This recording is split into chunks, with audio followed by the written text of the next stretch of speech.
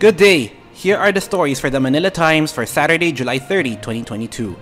The Philippines can weather the challenges brought about by external developments, the economic managers of President Ferdinand Bongbong Marcos Jr. said on Friday. The president's economic experts expressed their optimism during an online business forum hosted by the Manila Times.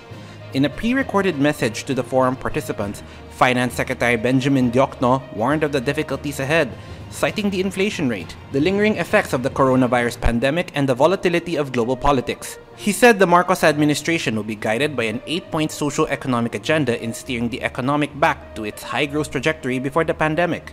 Under the agenda, the government will address the economic effects of the pandemic, ensure sound macroeconomic fundamentals, create more jobs of higher quality and green ones, invest 5 to 6% of the country's gross domestic product to infrastructure, reduce the unemployment rate to 4 to 5% by 2018, and take advantage of the game-changing reforms to attract more foreign investors and create more job opportunities.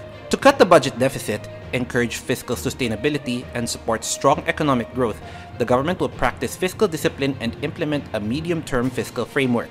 The administration will draw on the achievements and experiences of its predecessor to hone its effects for policymaking and implement structural reforms, Diokno said.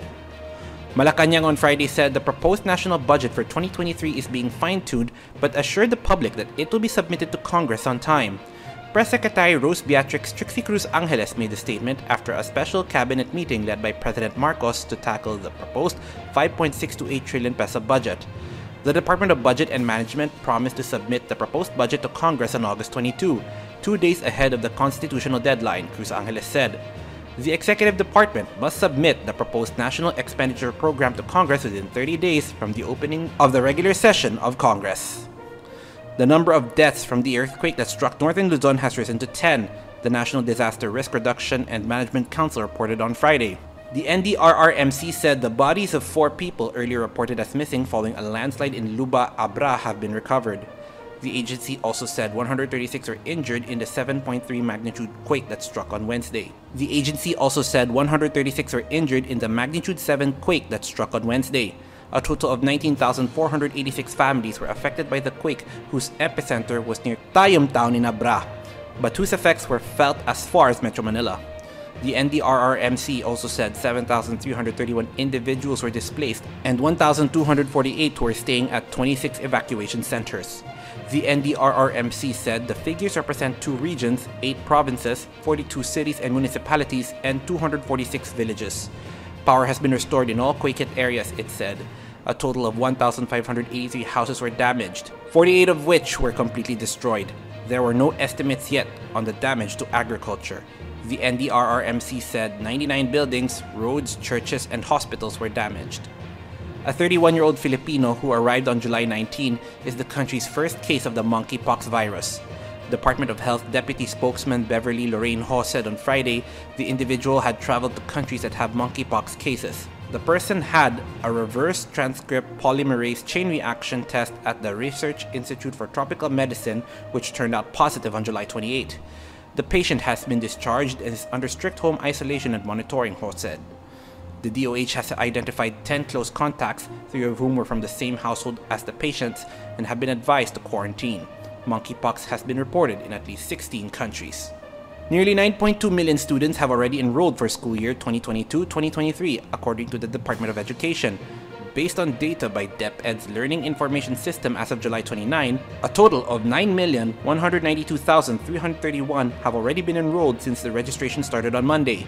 Of the number of enrollees, 4.28 million are elementary pupils, 2.97 million are junior high students, 1.34 million are senior high school students, and 608,114 are kindergarten pupils. The Calabarzon region has the largest number of enrollees at nearly 1.6 million, followed by the National Capital Region at 1.39 million and Central Luzon at 963,494. Classes will begin on August 22, 2022, while face-to-face classes are targeted to begin on November 2. The father of the gunman in the shooting incident at the Ateneo de Manila University in Quezon City was shot just outside his residence in Lamitan, Basilan early Friday morning, the Philippine National Police said. The victim, identified as 69-year-old Rolando Yumol, father of Dr. Chow Tiao Yumol, the main suspect in the shooting last weekend, was gunned down in his home on Rizal Street. Reports said that the incident occurred at 6:30 in the morning, where gunmen on board a motorcycle opened fire at the LDU Mall. The COVID-19 alert level system is under review, but will continue to remain in effect, Malacanang said on Friday. President Marcos earlier ordered the Department of Health to study a new health restriction classification that is more compatible with the current milder strains that afflict the patients. On July 19, the President announced his decision to retain the COVID-19 alert level system while new classifications on health restrictions are being studied. During his meeting with Department of Health officials, Marcos said that the alert level could be adjusted or improved if people get their booster shot against COVID-19. Topping business, banking giant Standard Chartered Bank is maintaining that the Philippine economy would expand beyond the government's target this year, forecasting gross domestic product increase by double digits in the second quarter of 2022. Jonathan Ko, the lender's economist for Asia and the Philippines, announced during a media briefing on Friday that he forecasts it to be at 8%. The economy, as measured by GDP, grew by 8.3% in the first quarter of the year. The government is still targeting a 6.5 to 7.5% expansion for 2022, recently reduced from 7 to 8%, but still stronger than last year's actual growth of 5.7%. Over to sports, Olympian Ernest John Obiena pledged to donate the 250,000 peso cash incentive that he is set to receive from the Philippine Sports Commission to the ailing track and field legend Lydia De Vega, who was once considered the fastest woman in Asia but is now slowed down by stage 4 breast cancer. The 26-year-old Obiena is bound to receive the said amount from the government after setting a new Asian record of 5.94 meters in the World Athletics Championships in Eugene, Oregon, USA, where he also became the first Filipino to win a medal in the annual event last Monday.